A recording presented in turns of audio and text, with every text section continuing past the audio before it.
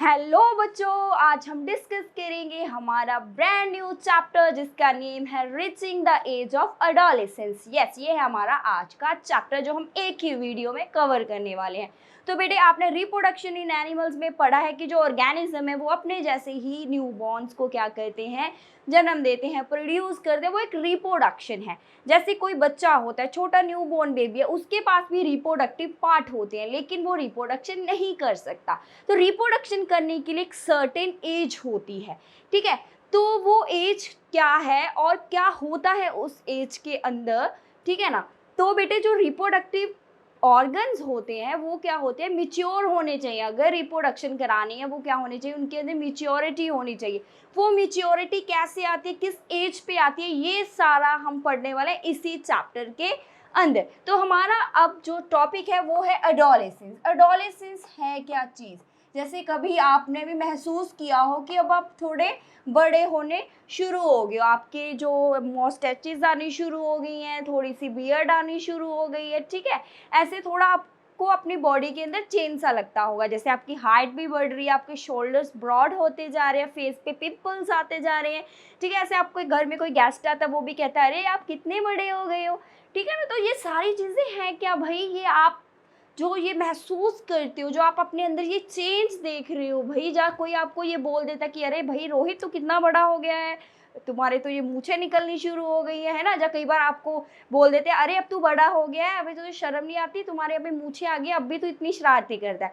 तो ऐसी जो बातें आपको सुनने को मिलती हैं, तो भाई वो सभी आपको क्या बता रहे हैं, वो सभी आपको ज्ञान दे रहे हैं किस चीज़ का, एडोलेसेंस पीरियड का। तो एडोलेसेंस पीरियड क्या होता है बेटे, वो पीरियड होता है जो चाइल्डहुड, ठीक है, जब आपका बचपन अब चल रहा है, छोटे हो, चाइल्डहुड से लेके जो अडल्टहुड तक का जो पीरियड है ना, उसको हम क्या बोल देते हैं, उसे हम बोल देते हैं एडोलेसेंस। चाइल्डहुड पीरियड, बच्चा जब चाइल्ड आप कब तक होते हो, किस एज तक आप बच्चे रहते हो, ठीक है।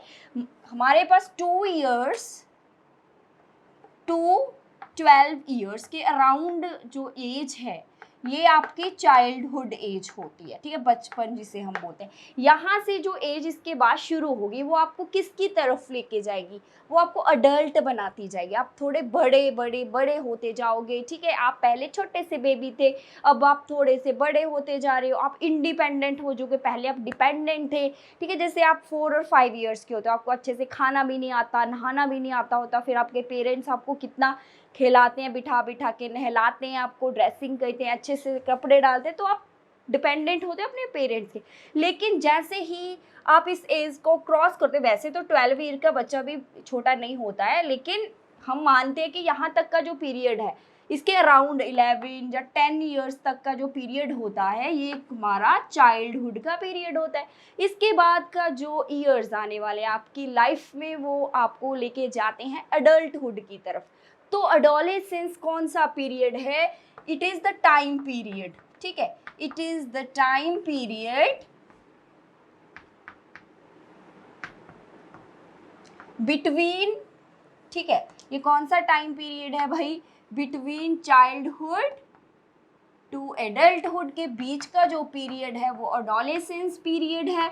और ड्यूरिंग द एडोलेसेंस होता क्या है, ड्यूरिंग द एडोलेसेंस, ठीक है, ड्यूरिंग जो एडोलेसेंस के दौरान होता क्या है भाई बॉडी के अंदर, ड्यूरिंग एडोलेसेंस बॉडी जो होती है अंडरगोज वेरियस चेंजेस, बॉडी के अंदर बहुत सारी चेंजेस आती हैं। उसके लीडिंग क्या होता है, विच लीडिंग टू जब which results into the reproductive maturity. Yes, इसी एज में आप क्या हो जाओगे, रिप्रोडक्टिव मैच्योर भी हो जाओगे। रिप्रोडक्टिव मैच्योरिटी का क्या मीनिंग है कि आप रिप्रोडक्शन करने के काबिल हो जाओगे, कैपेबल ऑफ रिप्रोडक्शन, ठीक है। जो एडोलेसेंस का पीरियड होता है, इस पीरियड के दौरान आपकी बॉडी में चेंजेस आती हैं, बहुत सारी चेंजेस आती हैं। फिजिकल चेंजेस होती हैं, कुछ आपकी मेंटली भी आपके अंदर चेंजेस आती हैं, ठीक है। आप थोड़े बड़े होते हो, आप बहुत ज़्यादा कॉन्शियस हो जाते हो, आपकी थिंकिंग पावर इंक्रीज हो जाती है, आप डिसीजन मेकर बन जाते हो, लर्नर अच्छे बन जाते हो। मीन्स आपका ब्रेन भी डेवलप करता है, बहुत सारी डेवलपमेंट होती है आपकी बॉडी में। एडोलेसेंस के पीरियड में बहुत ज़्यादा चेंजेस आती है आपकी बॉडी में, ठीक है। अब यहाँ पे फिर अपने न्यू फ्रेंड्स बनाते हो, सोसाइटी के अंदर बहुत आप अच्छे अच्छे से काम करके दिखाते हो, फिर आप अच्छा बनते हो, स्मार्ट बन के दिखाते हो ना लोगों को। मीन्स सोशल डेवलपमेंट भी आप करते हो इस पीरियड के दौरान। तो वो एडोलेसेंस है। एडोलेसेंस में जो चेंजेस आती हैं, फिजिकल चेंजेस, जो मेंटल चेंजेस होती हैं, वो है हमारा एडोलेसेंस के अंदर चेंजेस। उसके दौरान और कौन सी चेंजेस आती हैं बेटे? जब एडोलेसेंस के दौरान आपकी बॉडी में जो चेंजेस तो आई जा रही हैं, उसके साथ साथ आप रिप्रोडक्टिव मिच्योर भी होते जा रहे हो, ठीक है। मीन्स आपके अंदर, आपकी बॉडी के अंदर कुछ ऐसे हार्मोन्स रिलीज होते हैं इस पीरियड के दौरान, जो आपको क्या है, आपको अडल्ट तो बनाते ही बनाते हैं, साइड बाय साइड आपको वो रिप्रोडक्टिव मिच्योर भी करते जाते हैं। आपके अंदर जो रिप्रोडक्टिव पार्ट्स हैं वो डेवलप करते हैं, ठीक है। आपको वो रिप्रोडक्शन करने के काबिल भी बनाता जाता है ये पीरियड। ऐसे नहीं है कि ये एक दिन का प्रोसेस है, तो ये कितने ईयर्स का प्रोसेस है। जो हमारी एडोलेसेंस है, ये बिगन कब होती है, किस एज में ये शुरू हो जाती है? इट बिगन्स एट 11 ईयर्स, ठीक है। ये हमारी अराउंड, ये एग्जैक्ट वैल्यू नहीं, किसी के अंदर ये पहले भी हो सकती है, क्योंकि वेरिएशंस हैं, हर एक इंडिविजुअल डिफरेंट होता है, ठीक। कुछ बच्चे जैसे जल्दी बोलना शुरू कर देते हैं, कुछ बच्चों के जल्दी दांत आ जाते हैं, सेम वे ऐसे ही कुछ बच्चों के अंदर एडोलेसेंस भी जल्दी आ जाती है, कुछ बच्चों में एडोलेसेंस थोड़ी देर बाद आती है। तो ये थोड़ा एवरेज पीरियड बताया है। तो यहाँ पे 11 ईयर्स में जो बिगन हो जाती है एडोलेसेंस, और ये चलती है हमारी 18 टू 19 ईयर्स तक।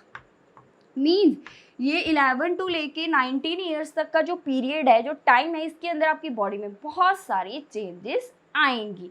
और बेटे प्यूबर्टी क्या चीज़ है, ठीक है। प्यूबर्टी जो है रिलेटेड है only with the term reproduction के साथ। प्यूबर्टी का मतलब है, जैसे प्यूबर्टी भी होती है ड्यूरिंग एडोलेसेंस। एडोलेसेंस में प्यूबर्टी का मीनिंग क्या है, ठीक है। प्यूबर्टी का मतलब होता है जब आप कैपेबल हो जाते हो रिप्रोडक्शन के लिए, ठीक। रिप्रोडक्शन के लिए जब कोई कैपेबल होता है तो उसे हम प्यूबर्टी से मतलब रिलेट करते हैं। मीन्स जब किसी भी बॉय या गर्ल के अंदर कैपेबिलिटी आ जाती है कि अब वो रिप्रोडक्शन कर सकता है, तो वो प्यूबर्टी है। मीन्स प्यूबर्टी का जो मोस्ट इम्पॉर्टेंट जो करेक्टर है वो यही है। जब आप पूरी तरह से कैपेबल हो, रिप्रोडक्टिव मिच्योर हो जाते हो, तो आपकी प्यूबर्टी एंड हो जाती है, मीन्स खत्म हो जाती है, अभी प्यूबर्टी अब खत्म है। एडोलेसेंस तो ओवरऑल चेंजेस हैं, प्यूबर्टी सिर्फ सेक्सुअल चेंजेस हैं, जहाँ आपको सिर्फ रिप्रोडक्शन से रिलेटेड ही चेंजेस हैं, ठीक है। वो प्यूबर्टी से डिफाइन करते हैं हम। एडोलेसेंस जो है, इसके अंदर रिप्रोडक्टिव मैच्योरिटी भी आ जाती है, उसके बाद और बहुत सारी चीज़ें आती हैं, जैसे कि इमोशनल आपकी डेवलपमेंट है, और भी बहुत सारी डेवलपमेंट जो आपकी बॉडी के अंदर होते हैं इस पीरियड के दौरान, वो एडोलेसेंस से हम डिफाइन कर रहे हैं। जैसे एक पूरा घर एडोलेसेंस है, ठीक है। उसके अंदर एक छोटा सा हिस्सा, जो एक रूम हम बता दें, उसके अंदर घर में कितने सारे रूम होते हैं, ठीक है। तो उसके अंदर प्यूबर्टी एक रूम है, ठीक है। हम सिर्फ प्यूबर्टी पर्टिकुलर उसको बोलते हैं रिप्रोडक्टिव मैच्योरिटी को। जब आपके अंदर किसी बॉय के अंदर या गर्ल के अंदर रिप्रोडक्टिव मैच्योरिटी आ जाती है, तो प्यूबर्टी एंड हो जाती है, क्लियर। और एक बात, गर्ल्स के अंदर जो एडोलेसेंस है ये जल्दी शुरू होती है 1 और 2 year as compare to boys, ठीक है। एडोलेसेंस जो लड़कियां होती हैं उनके अंदर एडोलेसेंस मीन्स वो ये चेंजेस उनके अंदर जल्दी शुरू हो जाती हैं एज कंपेयर टू बॉयज़, ठीक है।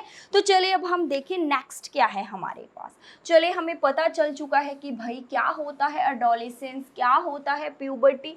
अब ड्यूरिंग द प्यूबर्टी और ड्यूरिंग द एडोलेसेंस और क्या क्या चेंजेस हमें देखने को मिलेंगी बॉडी के अंदर। हमें जब हमारा एडोलेसेंस पीरियड चल रहा है, अब हम बड़े होने जा रहे हैं, हम अडल्ट की तरफ हमारी जर्नी शुरू हो गई है। हम चाइल्ड थे, बच्चे जो है अब अडल्ट बनने जा रहे हैं, बड़े होने जा रहे हैं, तो क्या क्या होगा उनकी बॉडी में। यहाँ से लेके हमने गाड़ी में बैठ के हमने अडल्ट तक पहुँचना, हमारी डेस्टिनेशन ये है। एडोलेसेंस आपको कहाँ तक लेके जाएगी, आपको अडल्ट बनाएगी, आप मैच्योर हो जाओगे, बड़े कर देगी आपको, ठीक है। एक बॉय एक मैन बन जाएगा, गर्ल्स जो हैं ये वुमेन बन जाएंगी, ठीक है। चले तो क्या है हमारे पास, इसके दौरान चेंजेस कौन कौन सी आएंगी। चलिए अब हम देखें। चेंजेस ड्यूरिंग प्यूबर्टी और ड्यूरिंग एडोलेसेंस भी आपको दे सकते हैं, कोई ज़्यादा फर्क नहीं है इनमें। चलिए तो कौन कौन सी चेंजेस, सबसे पहले आती है चेंज इन हाइट। हाइट जो है भाई वो इंक्रीज होती है, ठीक है, हाइट जो है वो इंक्रीज होगी, गर्ल्स की भी बॉयज़ की भी। लेकिन यहाँ पे थोड़ा सा एक चीज़ है, यहाँ पे बिगनिंग में जैसे शुरुआत होती है एडोलेसेंस की, इनिशियल जो स्टेज है, एक इनिशियल होगी एक फाइनल में, ठीक है, एंड में जब आप पहुंच जाओगे तो गर्ल्स जो है ये स्टार्टिंग में बहुत फास्ट उनकी हाइट ग्रो करती है, एंड में वो स्लो हो जाती है। बॉयज़ की स्टार्टिंग में जो ग्रोथ है वो स्लो होती है, हाइट थोड़ी स्लो इंक्रीज होती है, एंड में जाके वो फास्ट हो जाती है, मीन्स कवर कर लेता है वो गर्ल्स को। पहले एकदम गर्ल्स बिल्कुल टॉल हो जाती हैं, बॉयज़ थोड़े नहीं टॉल होते हैं, फिर एकदम से ऐसा होता है कि ग्रोथ एकदम से बॉयज़ की, फिर हाइट एकदम से क्या हो जाती है, इंक्रीज हो जाती है जैसे जैसे ये पीरियड ख़त्म होता जाता है। बोला भी जाता है कि आपकी जो हाइट है ये 19 ईयर्स तक या 20 ईयर्स तक की आप थोड़े लंबे होगे, तभी कहते हैं ना अच्छे से खाओ पियो इस एज के अंदर, ताकि जो हाइट आपकी अच्छे से बढ़ जाए। एक तो बेटे भाई हाइट इंक्रीज होनी है, दूसरा क्या होगा, उसके बाद आ जाता है change in shape, change in body shape, ठीक है, बॉडी की शेप में भी चेंजेस आएंगे। देखिए कैसे, जैसे कि बॉयज़ के जो शोल्डर्स होते हैं वो ब्रॉड हो जाएंगे, ठीक है, शोल्डर्स ब्रॉड हो गए, उनकी जो चेस्ट है वो ब्रॉड हो जाएगी, ठीक है, पहले से ब्रॉड होती जाएगी। जो गर्ल्स के अंदर चेंजेस आती हैं भाई, बॉयज़ का ये, गर्ल्स के जो थाइस है या उनका जो हिप्स होती हैं, ठीक है, जो वेस्ट के नीचे वाला हिस्सा होता है, उनकी जो हिप्स होती हैं ये ब्रॉड हो जाती हैं, ठीक है, ये उनके अंदर ये चेंजेस देखने को मिलेंगी, बॉडी शेप है ये। उसके बाद और नेक्स्ट पॉइंट क्या है हमारे पास, नेक्स्ट चेंज है बेटा वॉइस चेंज। वॉइस चेंज में क्या है, वॉइस चेंज में मीन्स जो बॉयज़ की और गर्ल्स की थोड़ी आवाज़ है वो चेंज होती है। बॉयज़ की जो आवाज़ होती है वो बहुत ज़्यादा डीप हो जाती है, क्रैक होती है, ठीक है, और क्या हो जाती है, हॉर्स, कई बार तो इतनी ज़्यादा क्रैक होती है, फटती है कि वो हॉर्स हो जाती है, ठीक है, इतनी रफ हो जाती है। गर्ल्स की जो आवाज़ होती है ये तीखी होती है, हाईली पिच्ड होती है ये, ठीक है, इनकी आवाज़ तीखी होती है गर्ल्स की। और बॉयज़ के आपने देखा होगा कि उनके गले में ऐसे थोड़ी सी एक हिस्सा आपको महसूस होता है, जैसे एक बोन बाहर को निकली हुई है वो महसूस होती है, ऐसे उनकी जैसे गर्ल्स की नेक है ये बिल्कुल फ्लैट होती है, लेकिन बॉयज़ की नेक में ऐसे थोड़ा सा हिस्सा हमें बाहर को निकला दिखता है, इसे हम एडम एप्पल का नेम देते हैं। ये क्यों होता है, उनका जो वॉइस बॉक्स है वो ज़्यादा डेवलप करता है एज़ कम्पेयर टू गर्ल्स, ठीक है, ज़्यादा उसके अंदर डेवलपमेंट होती है जिस वजह से वो बाहर को निकल आता है। तो ये चेंज है वॉइस के अंदर, लेकिन ये परमानेंट नहीं है कि लड़कों को ऐसे टेंशन पड़ जाए कि मेरी तो आवाज़ ख़राब हो गई है, ठीक है, मैंने तो सिंगर बनना था, ये परमानेंट नहीं होती है। थोड़ी देर के बाद आपकी ये जो आवाज़ है ये ठीक होती जाएगी, अपने आप इम्प्रूव होती जाएगी, ठीक है। नेक्स्ट है भाई, नेक्स्ट चेंजेस क्या हैं, नेक्स्ट है भाई increase in the activity of sweat gland, increase in the activity of sweat gland, ठीक है, आपकी जो स्वेट ग्लैंड्स होते हैं जिससे आपको पसीना आता है ना, स्वेट एंड सेबेशियस जो ग्लैंड हैं ये, इनकी जो एक्टिविटी है ये बढ़ जाती है, ठीक है, आपकी स्किन के अंदर ये ग्लैंड्स है जहाँ से आपको पसीना आता है, स्वेट ग्लैंड्स है आपके नीचे ना, स्वेट की छोटी छोटी सी थैलियाँ बनी होती है जिसे हम ग्लैंड्स बोल देते हैं, जहाँ से पसीना आता है मीन्स। ऐसे ऑयल ग्लैंड्स भी है, कई कुछ लोगों का फेस बहुत ऑयली होता है, चिपचिपा सा हो जाता है, थोड़ी देर बाद ऑयल आता है स्किन के बाहर, अंदर से स्किन में से बाहर निकलता रहता है ऑयल। ड्यूरिंग एडोलेसेंस क्या होता है, स्वेट ग्लैंड क्या होते हैं, मीन्स उनकी एक्टिविटी बढ़ जाती है, वो ज़्यादा स्वेट होते हो आप, बहुत ज़्यादा पसीना आता है आपको, ऑयल बहुत आता है आपके फेस पे, जिस वजह से पिंपल्स हो जाते हैं, एक्ने होते हैं। क्यों होते हैं, क्योंकि भाई इतना ऑयल आ जाता है, स्वेटी होते हो आप बार बार, ठीक है ना, इससे फिर डस्ट पड़ती है फेस पे, जम जाती है ऑयल की वजह से, फिर वो पिंपल कर देती है। तो क्लीन करते रहो अपने फेस को, तो फिर ये प्रॉब्लम नहीं होगी। तो ये भी एडोलेसेंस के दौरान होता है, पिंपल्स होना, एक्ने होना, ठीक है, ये भी एक चेंज है। इसके बाद और क्या चेंजेस हैं भाई बच्चों, नेक्स्ट है हमारे पास, नेक्स्ट है डेवलपमेंट ऑफ सेक्स ऑर्गन्स, ठीक है। जो ऑर्गन्स होते हैं जैसे बॉयज़ के अंदर टेस्टिस है, आप पढ़ के आए हो चैप्टर रिप्रोडक्शन इन एनिमल्स में, और पीनस है ये डेवलप हो जाता है कम्प्लीटली, ठीक है। उसके बाद और जो टेस्टिस होते हैं ये स्पर्म प्रोड्यूस करना शुरू कर देते हैं, गैमीट बनने शुरू हो जाते हैं, इनके अंदर स्पर्म प्रोड्यूस होना शुरू होता है एडोलेसेंस के दौरान, और गर्ल्स के अंदर एग बनना शुरू हो जाता है, ओवरीज जो होती हैं ये एग बनाना शुरू कर देती हैं, ठीक है बच्चे, एग बनता है।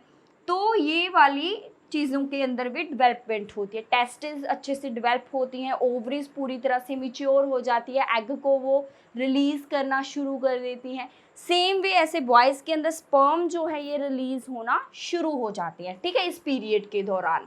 तभी तो कहते हैं ना प्यूबर्टी वाला पीरियड आ गया ये, यहाँ पे रिप्रोडक्शन, क्योंकि जब स्पर्म बनना शुरू हो गया, जब एग बनना शुरू हो गया, मीन्स यही चीज़ें चाहिए होती है फर्टिलाइजेशन के लिए, मीन्स वो अभी रिप्रोडक्शन के कैपेबल है। लेकिन ये नहीं है कि यस अब गर्ल्स हैं जब बॉयज़ हैं इनको, या पढ़ रहे हो कि यहाँ पे भी एज एडोलेसेंस की एज के दौरान ये चेंजेस आते हैं, लेकिन वो अभी भी उनको थोड़ा टाइम चाहिए होता है। जैसे कई लोग अर्ली एज मैरिज कर देते हैं ना, गर्ल्स की छोटी सी एज में ही शादी कर देते हैं, 12 ईयर्स में, 13 ईयर्स में, फिर वो मदर बनने के कैपेबल नहीं होती, ठीक है, क्योंकि एक तो मेंटली प्रिपेयर नहीं होती है कि उनकी बॉडी, ठीक है वो रिप्रोडक्शन कर सकते हैं लेकिन कैपेबल नहीं होती है, बॉडी इतने अच्छे से ग्रो नहीं कर पाते हैं, ऑर्गन्स अच्छे से अभी नहीं डेवलप हुए प्रॉपर वे से, तो फिर ऐसे अर्ली शादी करने से प्रॉब्लम आती है।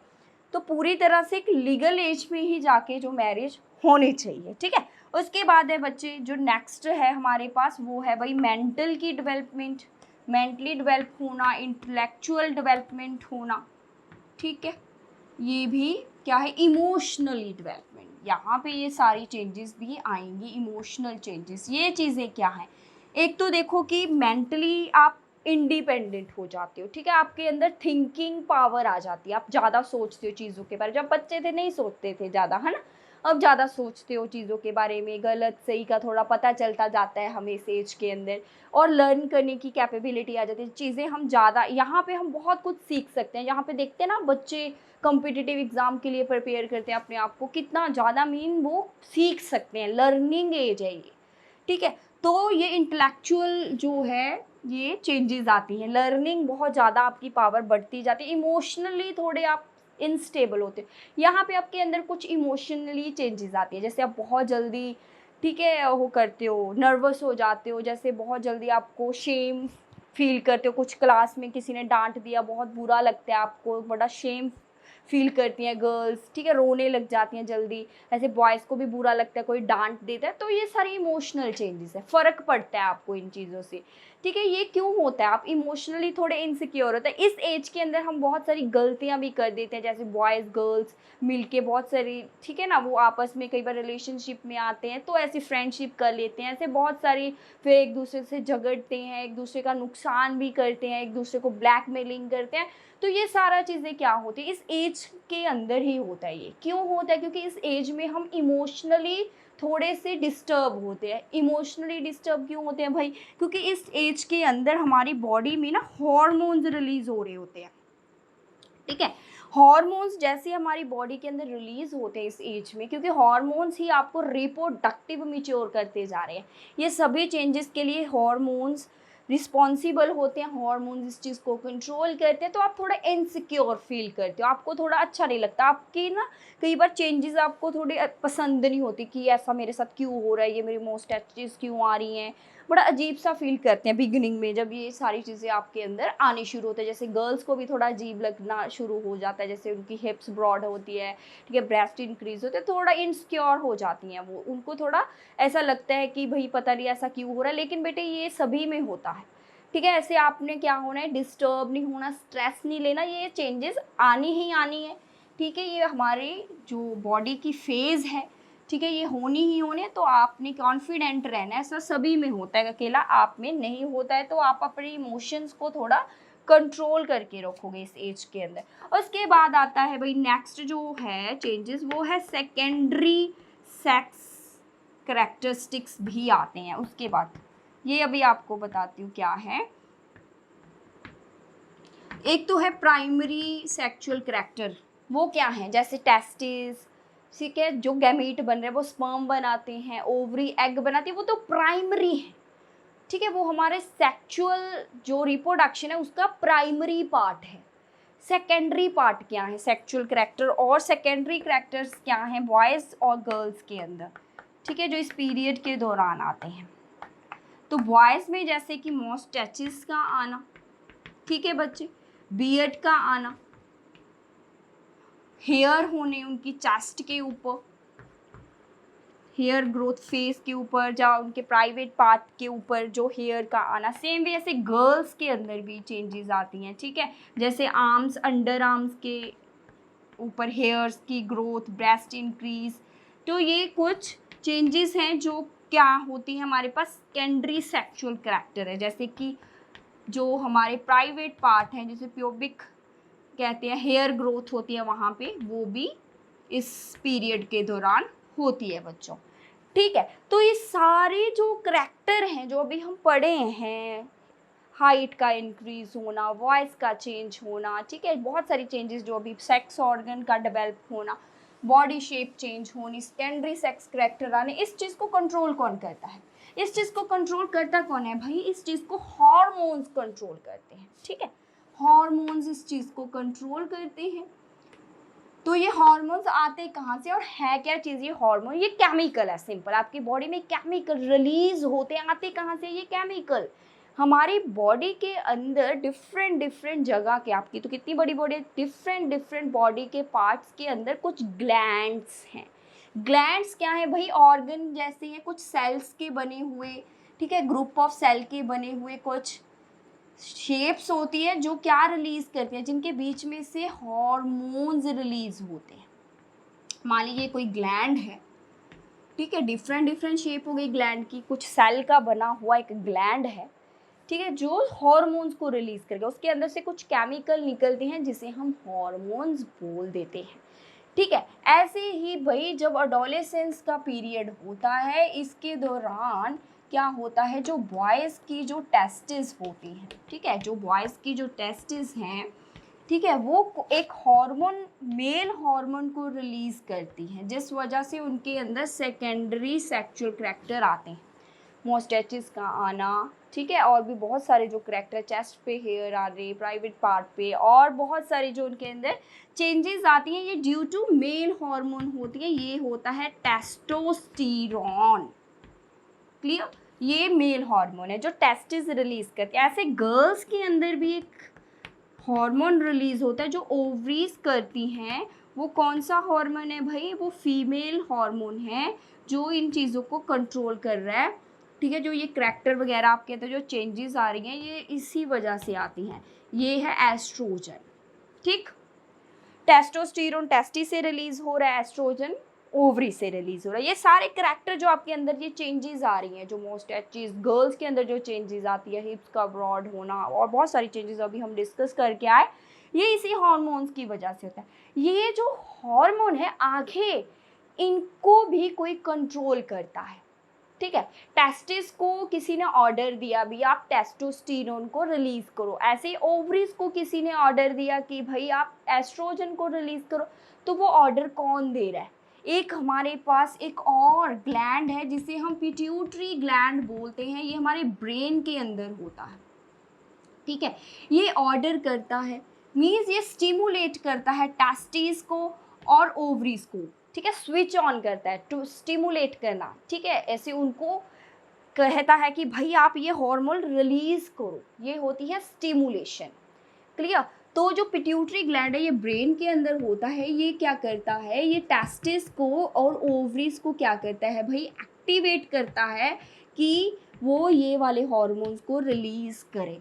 मीन्स इन हार्मोन्स को कंट्रोल कौन कर रहा है, मास्टरमाइंड कौन है इस सारी चीज़ का, वो है पिट्यूटरी ग्लैंड, ठीक है, ये कंट्रोल करता है, इसकी वजह से ही ये चीज़ें रिलीज होगी, अगर ये कमांड नहीं देगा तो ये रिलीज नहीं होगी, ठीक है, इसने कमांड देनी है, इसने ऑर्डर करना है, तब ये जाके हार्मोन्स ये वाले चीज़ें बनाएंगी, अदरवाइज वो नहीं बनाएंगी, ठीक है।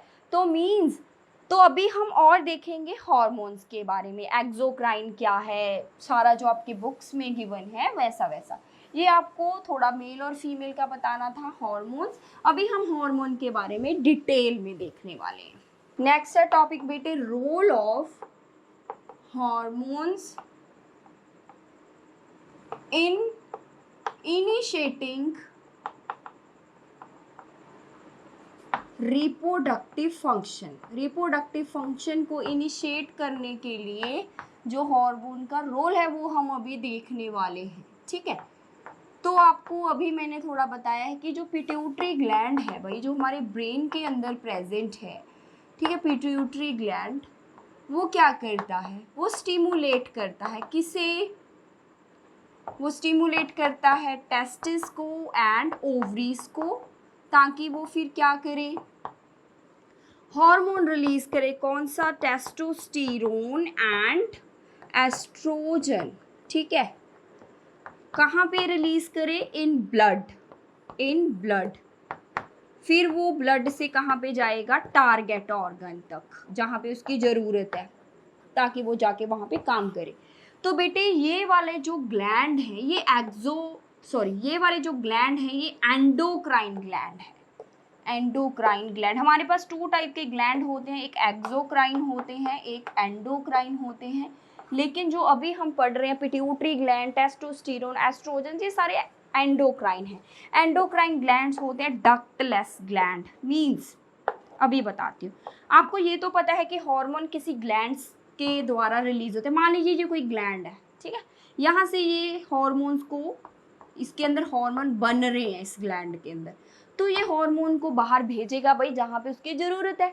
जैसे कि ब्रेन में पिट्यूटरी ग्लैंड पड़ा है, और हाँ आपको पता है कि टेस्टिस कहाँ पे है, ओवरीज कहाँ पे है, मेल और फीमेल के अंदर, तो वहाँ तक वो अपना मैसेज कैसे भेजेगा, खुद चल के आएगा, किसी तरीके से वहाँ पे मैसेज भेजना उसने।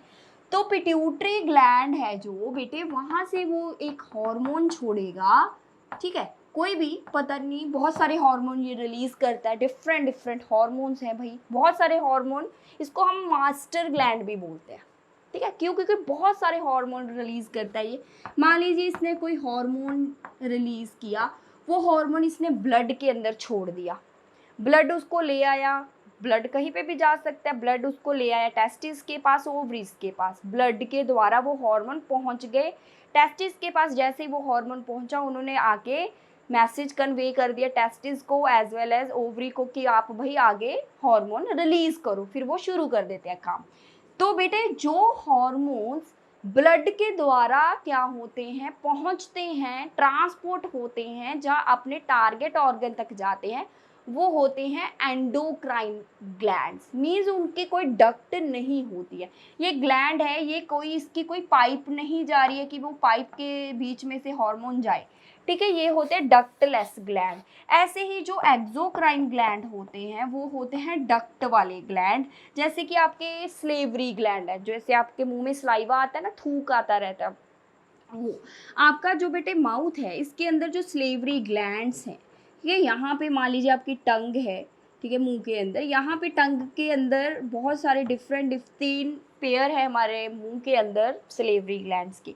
वो ऐसे एक ग्लैंड पड़ा है, उसकी एक डक्ट है, एक पाइप है, वो खुलती है मुंह के अंदर, ठीक है, ये ब्लड के थ्रू नहीं, ये सीधा ही डक्ट आती है, पाइप आती है, ग्लैंड के बीच में से एक पाइप आ रही है, जैसे टंकी में से पाइप आती है, आपके घर में पानी आ रहा है, ठीक है। तो सेम वे वैसे ही है, ग्लैंड एक टंकी जैसा है जिसके अंदर हार्मोन बन रहे हैं, वहाँ से एक पाइप डली हुई है, डक्ट जिसे हम बोल देते हैं, वो डक्ट के थ्रू ही हार्मोन आ रहा है टारगेट ऑर्गन तक, वो होते हैं एक्सोक्राइन, जिसके अंदर डक्ट है। लेकिन एंडो में ऐसा नहीं, एंडो में ऐसा नहीं है, एंडो के अंदर डक्ट नहीं है, जिस वजह से फिर वो अपना हार्मोन कैसे छोड़ता है, वो ब्लड के अंदर छोड़ देता है, ब्लड के थ्रू ही वो पूरी बॉडी में जहाँ पे भी उसको चाहिए होगा वो टारगेट ऑर्गन तक अपने आप पहुंच जाता है, ठीक है। तो ऐसे होता है ट्रांसपोर्टेशन ऑफ द हॉर्मोन्स। उसके बाद बेटे हम देखने वाले हैं जो नेक्स्ट टॉपिक है, वो है भाई reproductive phase in male and female, ठीक है। लाइफ क्या है, जैसे कि फीमेल्स के अंदर 11 ईयर्स और 12 ईयर्स के दौरान उनकी बॉडी के अंदर एग बनना शुरू हो जाता है। ऐसे बॉयज़ के अंदर थोड़ी लेट होती है ये चीज़ शुरू, उनकी बॉडी में जैसे स्पर्म बनने शुरू होता है, ठीक है, मीन्स अब वो रिप्रोडक्शन कर सकते हैं, लेकिन क्या वो सारी जिंदगी ही रिप्रोडक्शन कर सकते हैं? नो। गर्ल्स के अंदर जो है भाई रिप्रोडक्टिव जो पीरियड, अभी हम बात कर रहे हैं रिप्रोडक्टिव फेज की जो लाइफ है,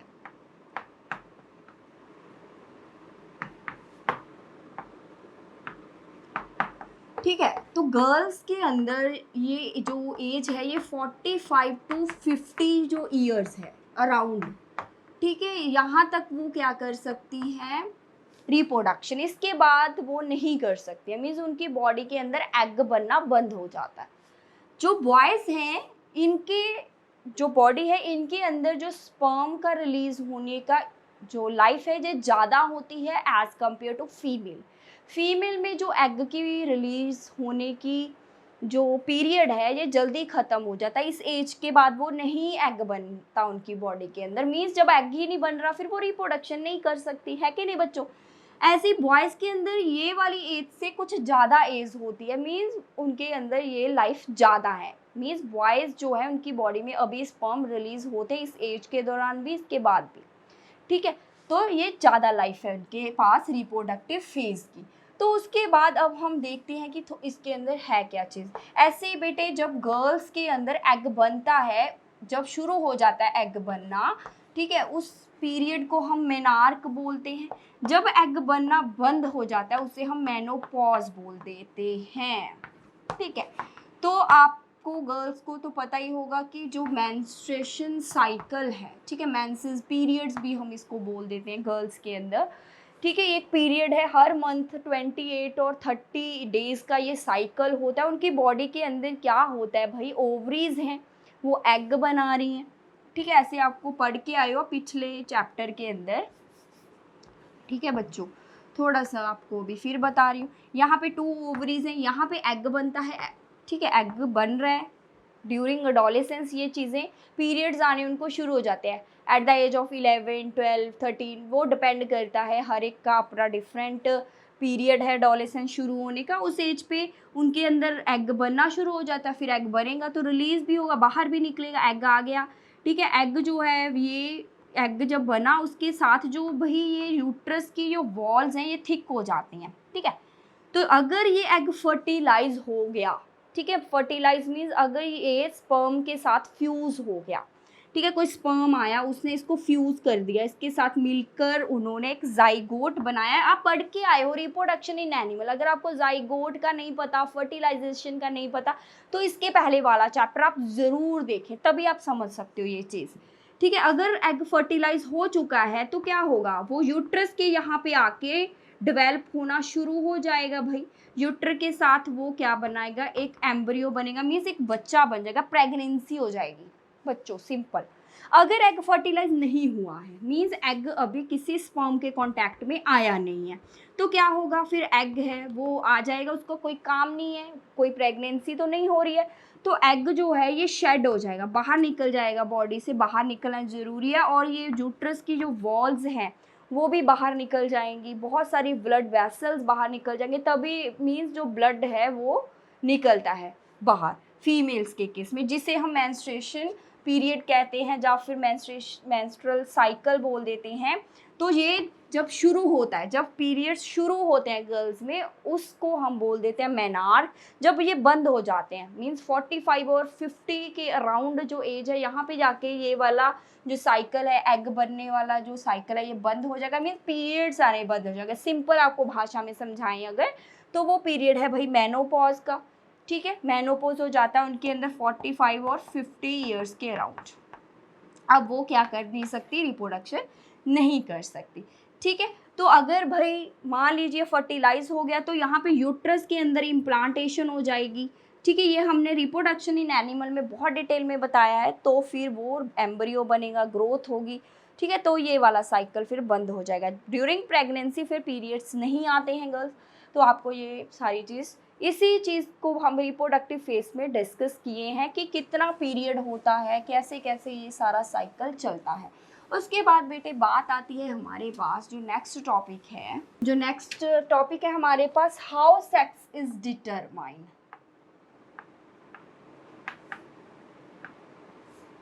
एक बच्चा है, गर्ल है, बॉय है, कैसे ये होता है, कैसे एक बच्चा बॉय बन जाता है, कैसे एक गर्ल बन जाती है क्या क्या है इनके अंदर, एक गर्ल्स के अंदर या बॉयज़ के अंदर जो इनको डिटरमाइन करने में, डिस्टिंग्विश करने में हेल्प करता है। बेटे आपको पता है कि आपकी बॉडी जो है ये सेल से बनती है। एक बच्चा जब बनता है वो कब शुरू होता है, उसकी जो लाइफ है हमारी एक सेल से शुरू होती है। अभी आप पढ़ो, अभी हम मेल और फीमेल दोबारा से, हम थोड़ा सा जो पीछे पढ़ के आए चैप्टर में, अभी दोबारा से ये थोड़ा देखना पड़ेगा हमें।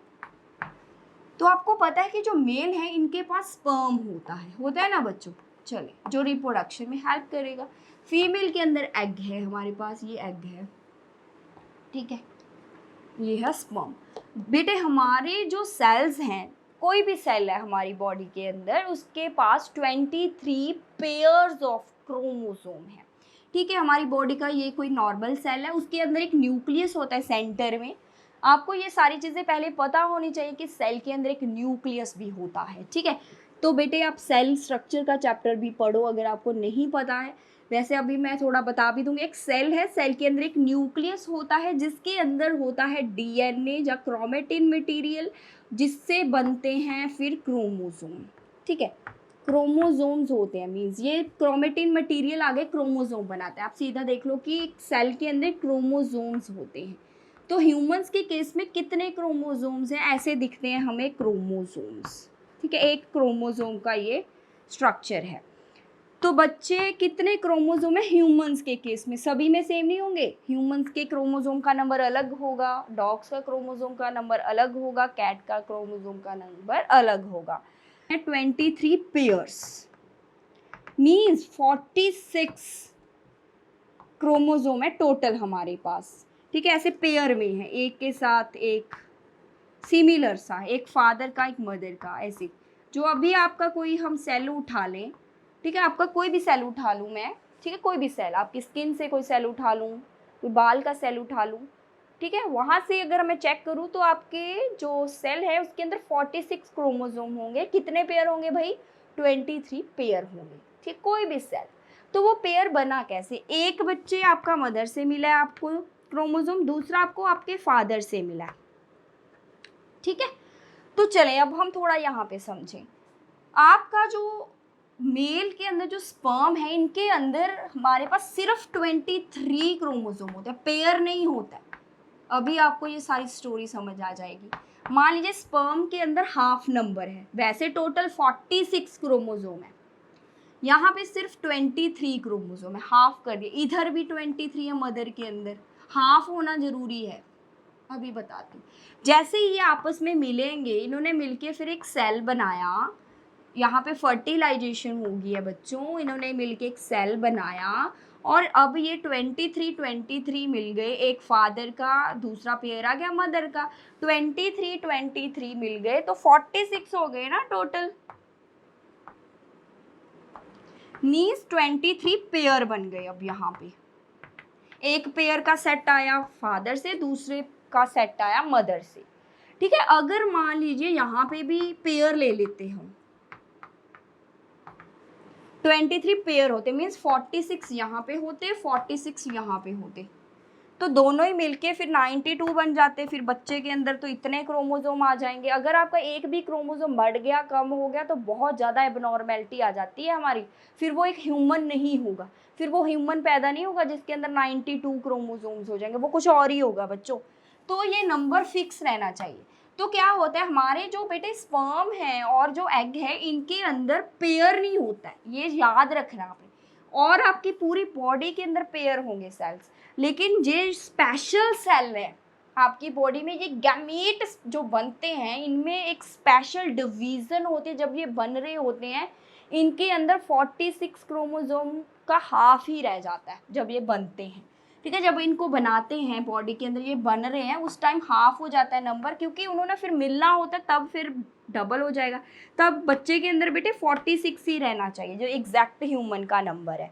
चलिए अभी आपको बताते हैं। चलो ये जो 23 पेयर है, इनमें से जो लास्ट पेयर होता है, उसके अंदर जो क्रोमोसोम के 22 पेयर तो सेम होते हैं सभी में, ठीक है। 22 ऐसे पेयर हैं, आपकी बॉडी के अंदर जितने भी करैक्टर हैं वो किसकी वजह से हैं? ये क्रोमोसोम। आपकी आँखों का रंग, ये बालों का रंग, आपकी हाइट, स्किन कलर, ठीक है, आपका बोलने का जो आवाज़ की टाइप है, बहुत सारी जो फीचर्स हैं आपकी बॉडी में, ये ड्यू टू क्रोमोसोम है।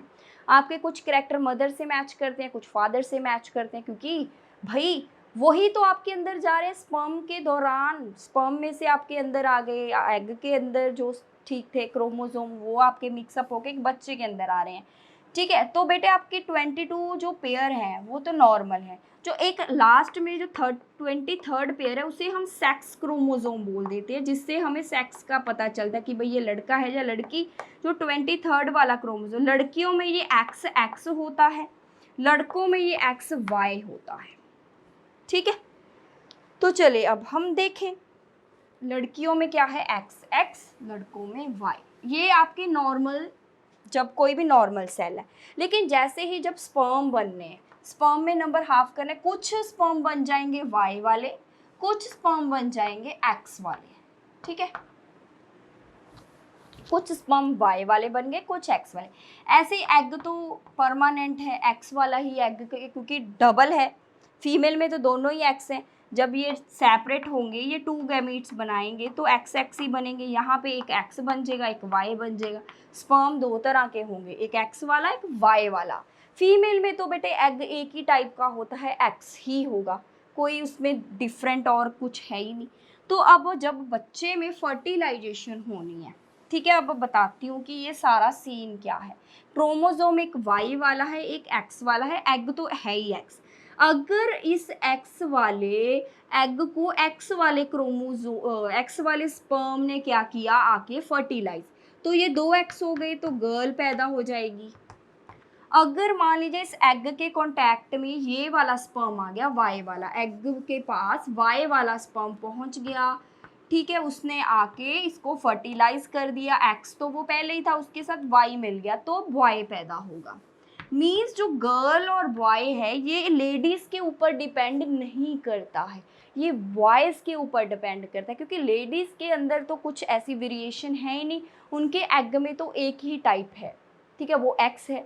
बॉयज़ से फ़र्क पड़ता है कि बॉयज़ का स्पर्म X वाला आ रहा है एग के पास या Y वाला आ रहा है एग के पास। अगर X वाला आ गया, XX मिलके गर्ल बन जाएगी, क्योंकि गर्ल में XX होता है। अगर बॉय है, बॉय के केस में XY, अगर स्पर्म Y वाला आके फ्यूज़ कर रहा है एग को, तो भाई बॉय होगा। मीन्स लड़की पैदा होनी या लड़का पैदा होना ये लड़कियों के बस की बात नहीं है, लड़कियों के हाथ में कुछ नहीं है, बॉयज़ के हाथ में होती है ये सारी चीज़। तो लड़कियों को क्या कर देते हैं लोग, मार देते हैं, ठीक है, क्योंकि इसके तो लड़कियां ही हो जा रही हैं, ठीक है, इसको घर से निकाल दो, इसको मार दो। तो बट्टे ये आप समझ लो, आप, क्योंकि आप ही आगे बड़े हो रहे हो, ठीक है, आपकी भी आगे जाके फैमिलीज होंगी, तो ये सारी चीज़ें हमने ही अवेयर करना है सोसाइटी के अंदर कि भाई लड़की या लड़की का पैदा होना ये किसकी रिस्पॉन्सिबिलिटी नहीं है, ये लड़की की गलती नहीं होती, ये लड़के का ही कसूर होता है। तो लड़के को तो कोई कुछ बोलता नहीं है, लड़कियों को उठा के मार देते कि इसकी वजह से ये तो लड़कियों को ही जन्म देती जा रही है।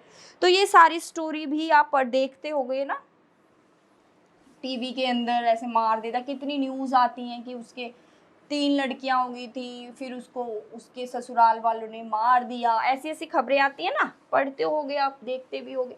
तो बेटे अभी आपको शायद क्लियर हो गया होगा कि लड़का लड़की किस पे डिपेंड करता है, बॉयज़ पे ना कि गर्ल्स पे। उसके बाद आता है हमारे पास topic hormones other than sex hormones. Hormones other than sex hormone. अभी तक तो हम सेक्स हार्मोन्स ही पढ़ रहे थे, टेस्टोस्टेरोन, एस्ट्रोजन। इसके अलावा भी आपकी बॉडी में बहुत सारे हार्मोन रिलीज होते हैं। कहाँ कहाँ पे रिलीज होते हैं, थोड़ा सा इसका डायग्रामेटिक आपको बताएंगे, ठीक है, ताकि आपको थोड़ा सा क्लियर हो जाए। रफ सा डायग्राम हम लेंगे यहाँ पे। चलें, एक तो यहाँ पे आएगा ब्रेन के अंदर, जिसे हम पिट्यूटरी ग्लैंड कहते हैं। ये बहुत सारे हॉर्मोन्स को सिक्रीट करेगा बच्चे, ठीक है। ये उसके बाद आता है यहाँ पे एक थायराइड ग्लैंड होता है जो गले के अंदर होता है। ये भी बहुत सारे हॉर्मोन्स को रिलीज करता है जो हमारी बॉडी के अंदर मेटाबॉलिक एक्टिविटी को कंट्रोल करते हैं, ठीक है। उसके बाद आपकी ग्रोथ में हेल्प करते हैं। उसके बाद ये आपके गले में जो कई बार ग्वाइटर की प्रॉब्लम आती है उसको भी ये प्रिवेंट करते हैं, बचाते हैं। जो थायराइड ग्लैंड है ये थायरॉक्सिन नाम का हार्मोन रिलीज करता है, ठीक है, हार्मोन है ये। और भी बहुत सारे हार्मोन रिलीज करेगा, ये नहीं कि ये अकेला थायरॉक्सिन है, और भी करेगा, लेकिन अभी हम इसके जो आपकी बुक पे गिवन है उस पे फोकस करेंगे।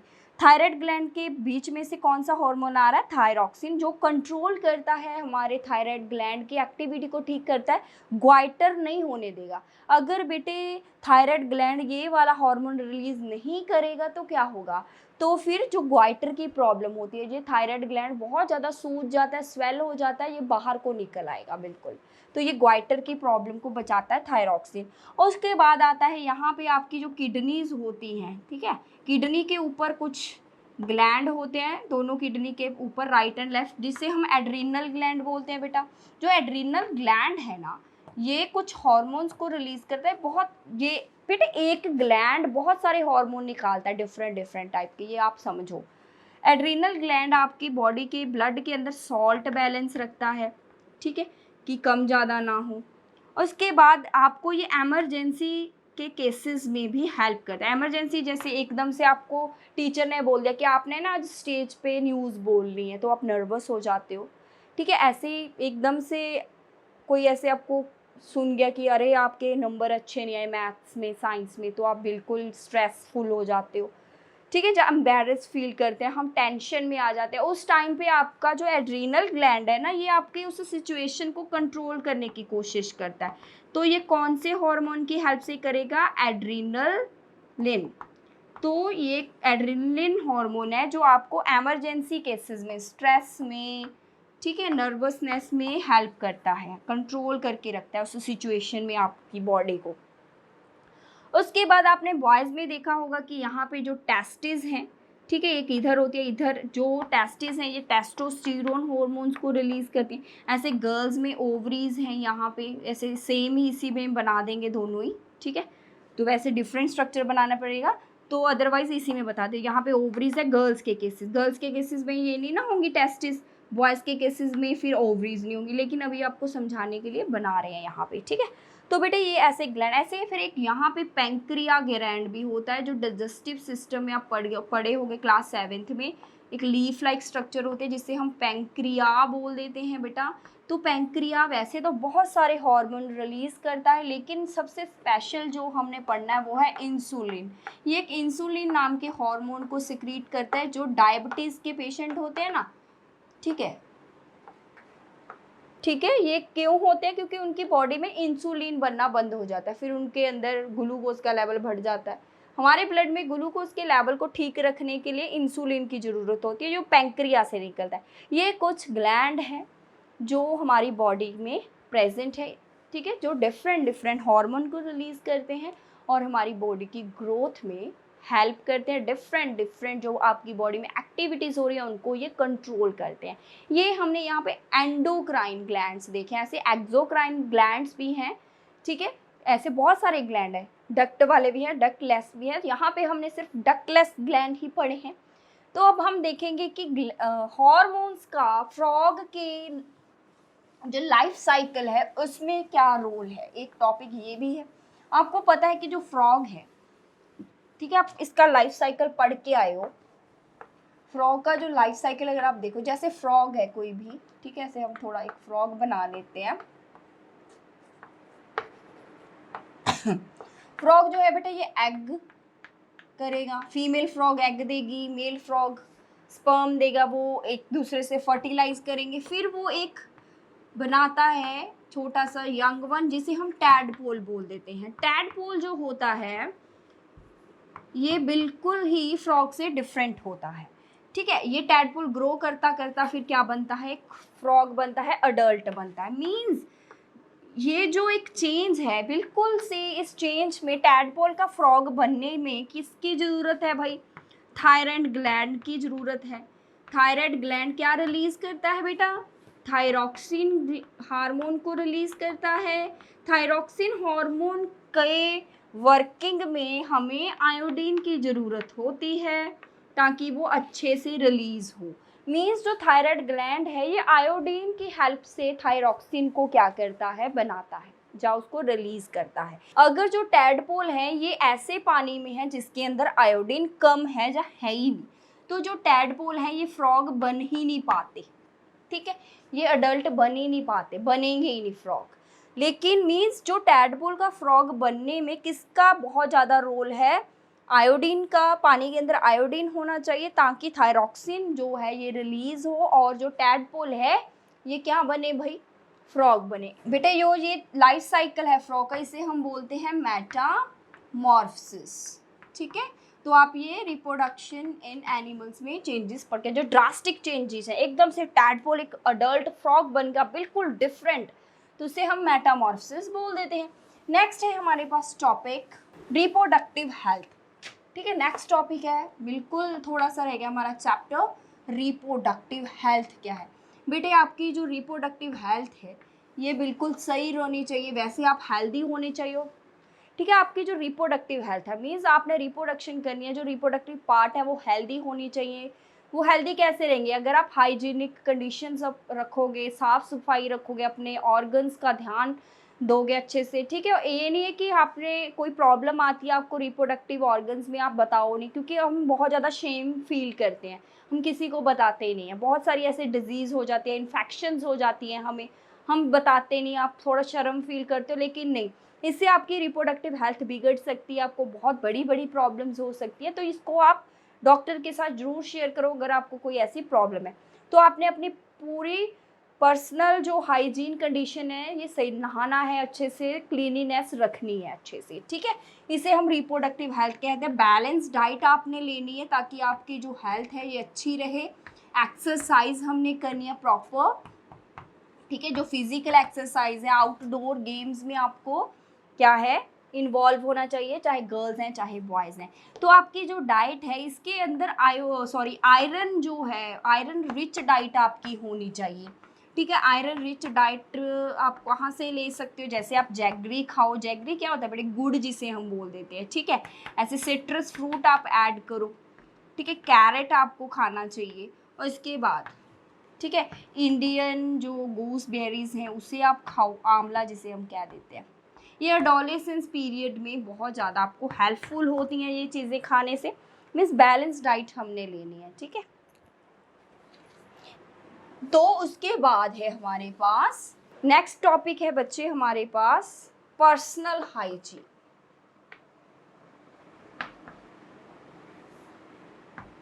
पर्सनल हाइजीन मीन जैसे गर्ल्स हैं उनको पीरियड्स आते हैं, ठीक है, उनको उस पीरियड्स के दौरान क्या है अपनी प्रॉपर क्लीनिनेस मेंटेन करके रखनी है, ठीक है।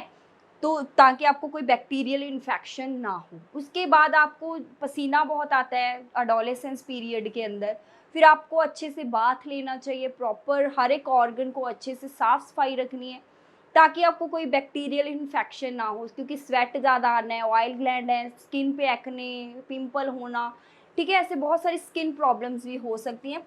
तो पर्सनल हाइजीन मेंटेन करके रखना, ठीक है। उसके बाद आ जाता है बेटे फिजिकल एक्सरसाइज ज़रूर करनी है हर एक बच्चे ने, ठीक है। फिजिकल एक्सरसाइज का करना बहुत ज़्यादा इम्पॉर्टेंट है।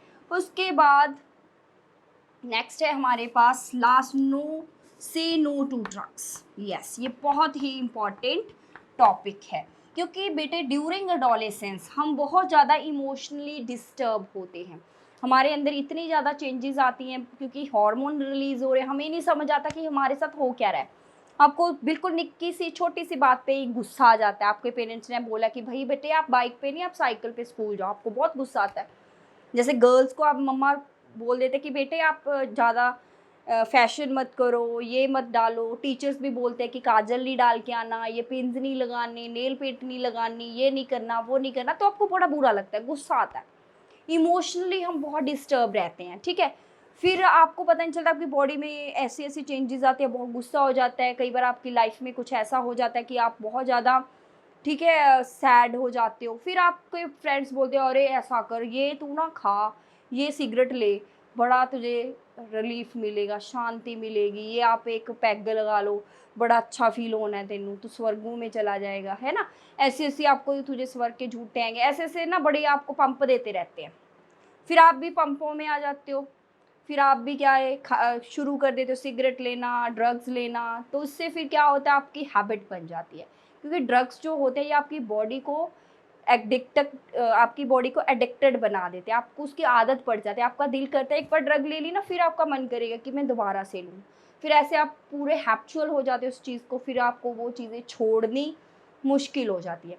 जब आप ड्रग्स लेते हो उससे फिर क्या होता है, आपकी बॉडी में बहुत ज़्यादा डिजीज़ भी आती हैं, क्योंकि बच्चे को इतना पता तो होता नहीं, आपकी एज इतनी होती नहीं। आप कॉमन सिरिंजेस यूज़ करते हैं बच्चे, एक ही सिरिंज से सभी बच्चे ड्रग्स लेते हैं, तो सिरिंजेस इन्फेक्टेड होती हैं। एक बच्चे को कोई बीमारी है, दूसरे को भी हो जाएगी, तीसरे को भी हो जाएगी, ऐसे वो बीमारियों को भी क्या करते हैं, इनवाइट करते हैं। जैसे कि बहुत सारी एसटीडी डिजीज़ हो जाती हैं, सेक्सुअल ट्रांसमिटेड डिजीज़ होते हैं, जैसे एड्स हो जाता है बच्चों को।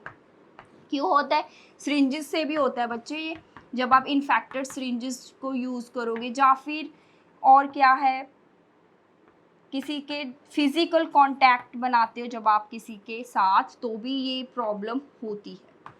ठीक है, तो ये कुछ आपके पास बीमारियां हैं जो आपको हो सकती हैं ड्यूरिंग ड्रग्स जब आप लोगे, क्योंकि आपको उस टाइम पता नहीं होता, आप सिरिंजेस सेम रहते हो, आप गलत कामों में पड़ जाते हो, आपको पता नहीं चलता, तो फिर आपको ऐसी बीमारियां हो सकती हैं। एड्स को करने वाला HIV वायरस होता है, जो आपकी बॉडी में अगर चला गया तो बेटे इसका कोई इलाज नहीं है। ठीक है, ये एक ऐसी डिजीज़ है जिसमें एंड जो है डेथ ही होता है। तो इन बीमारियों से अगर आप बचना चाहते हो तो अवेयर हो, आप भी अवेयर हो और अपने साथ लोगों को भी अवेयर करो। अगर आपकी एज ग्रुप के बच्चे, अब आप बड़े हो रहे हो, अब आप एडोलेसेंस एज में हो, अगर आपको कोई ऐसे बोल रहा है ड्रग्स लो, तो आप उसको भी रोको, खुद भी कंट्रोल रखना है अपने आप को। तो बेटे ये सारा चैप्टर जो था, ये था chapter reaching the age of adolescence. Means ये अडोलेसेंस का पीरियड चलता है, और इस अडोलेसेंस पीरियड को एक बात मैं बताना भूल गई कि जब जो अडोलेसेंस पीरियड है, इसमें आपके जो बच्चे होते हैं इन्हें हम टीन एजर्स बोलते हैं। टीन एजर्स क्यों बोलते हैं, क्योंकि मोस्टली ये पीरियड टीन्स को कवर करता है। 11 से शुरू हो जाते हैं ना, अराउंड 13 14 टू 18 19 तक चलता है। मीन्स इसमें ज़्यादातर जो ईयर्स हैं टीन वाले ही आते हैं, 13 14, तभी हम इस एज ग्रुप्स के बच्चों को टीन एजर्स बोल देते हैं।